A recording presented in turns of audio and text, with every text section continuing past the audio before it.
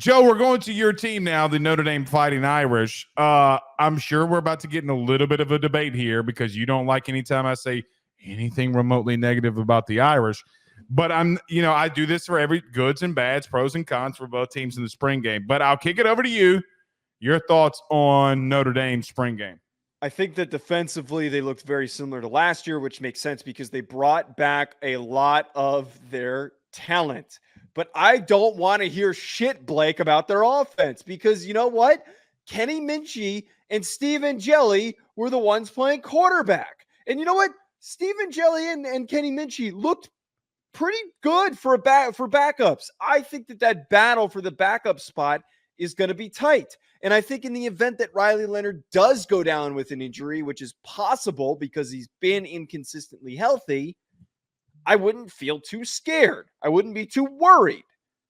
But you can't sit here and criticize, because I know you're going to do it, their receiving game, their passing attack, any of that when Riley Leonard didn't play in the game. I think that Chris Mitchell looked really freaking good, and I think that their receiving room has improved despite having young quarterbacks with no in-game experience being the ones throwing them the football. In the beginning of the show, I said that they looked like they did last season. And you said, and you got upset with that. Then the first take that you have is... because I said defensively. You're implying that the receivers are the same as last year by saying that. Joe, look, I don't need to tell you because you know I already feel this way, and I'll just say it. They don't. Here's the question that I will ask you. It's not that I don't think that they're bad, okay? I don't think that they're bad. What was it, Youngblood kid, or I forget the young man's name. You know what I'm talking about. The little white 19. Oh Christ. He's on the lacrosse team. Faison. Whatever his name is, okay? I don't think that you're bad, but where are you wanting to go? Where does Notre Dame want to go? What is the end game?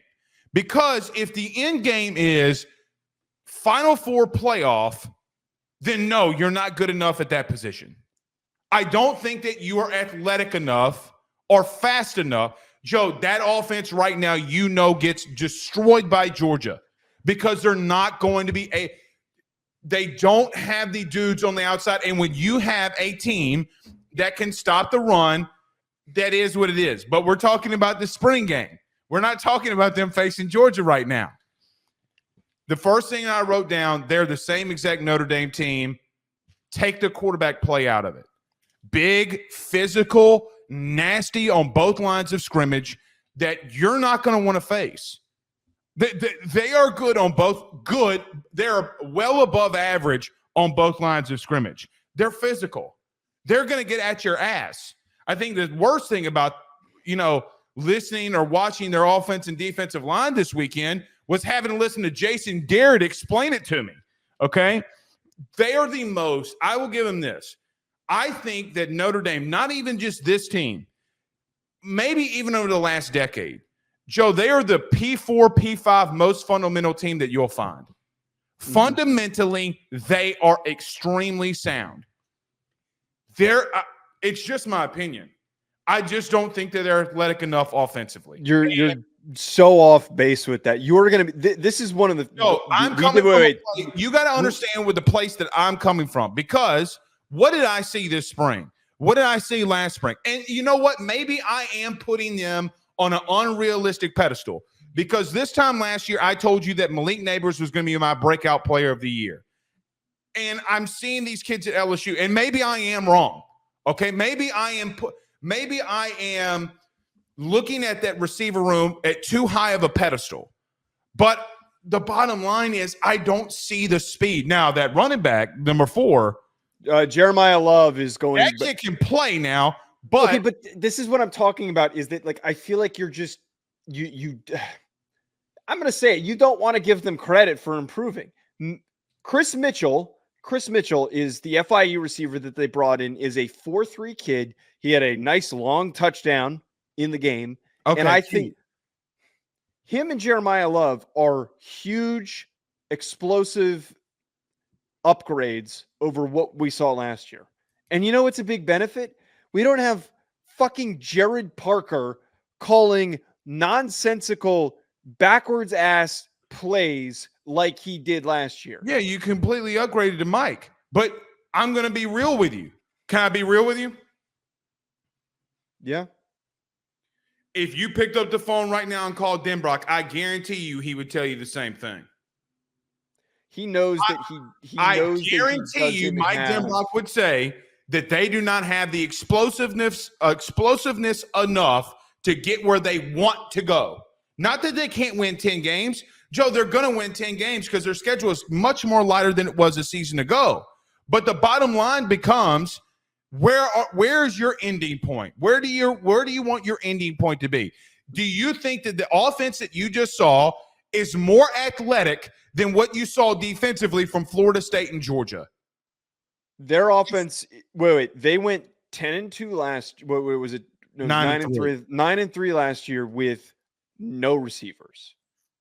Audric Estime was great, but they didn't have any juice. That's like not they what have I'm with saying. Jeremiah Love. Wait. But that's not what I'm saying, though. They still went 9-3 with a more difficult schedule, and they ultimately had worse receivers. Good. They have more.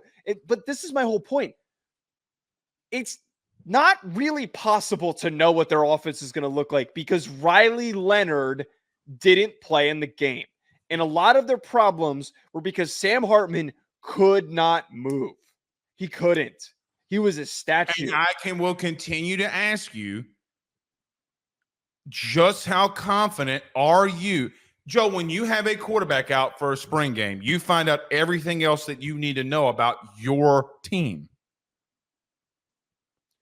I saw more explosiveness from the receiver room than they did last year, and they still went 9-3. Okay. They're going to the playoff. I would agree. Have agreed. Again, listen to my question. What is your end game? To get to the playoff.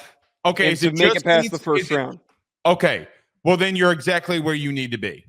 They're obviously, and I'm not dumb enough and as much of a homer to sit here and say Notre Dame's going to win a national title. Just like I think you're smart enough to say that you don't think that LSU is going to win a national title because you need to be amongst the, in this very small scope of 4 teams that are that elite.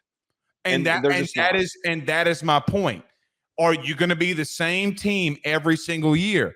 Because I will continue to tell you my thing was, and what I was trying to say, and what I continue to try to say, are you going to go 9-3, 10-2? Fantastic.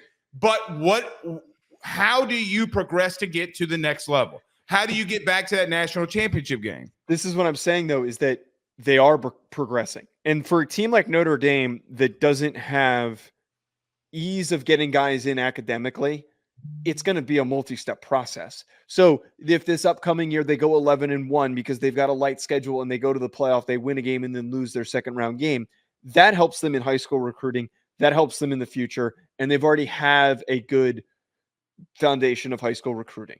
This is a progressive step. We haven't been doing a show together for a decade. No, the Notre Dame fan base has been saying that for a decade. Yeah, and Brian Kelly couldn't recruit at Notre Dame, and he can recruit at LSU now. I don't know what to tell you. Marcus Freeman is out recruiting Brian Kelly comparably when the two of them were at not right now. In the first few years of Brian Kelly at Notre Dame, Marcus Freeman is out recruiting him. And year 4 of Brian Kelly, Notre Dame had the number 1 class, and the following year had the number 2 class in the country before they went to a national title. He's going into year 3. I understand that, but he still had the number 1 overall class.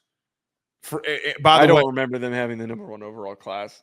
Yeah, it was like the Monte Te'o class. They had like 4 or 5 5-stars. Either they were number 1 or number 2. We both know that is a different era of recruiting than it was back then. Okay, and the other schools that throw bread around a little bit. You can be mad at me all you want to. I really don't. I mean, I do care, but then again, I don't care. It's just my opinion. I don't think that you have the super chats, that you have the playmakers on the outside. I'm going to continue to say that. Elks with a $2 super chat says, Blake, did Notre Dame learn how to count to 11? Yeah, I didn't see any issues. They didn't pull a Florida. They didn't. Can I tell you one last thing? I'm afraid to, but go ahead. I do think that their offensive line looked better than I thought that they would with some of the guys like Joe Alt not being there. Charles Jagasaw is going to be the best sophomore offensive lineman in the country. Best sophomore offensive lineman. Actually, freshman technically. He's technically a freshman because he's a redshirt freshman. We'll see. But I did think that they looked a little bit better than I thought that O-line would look.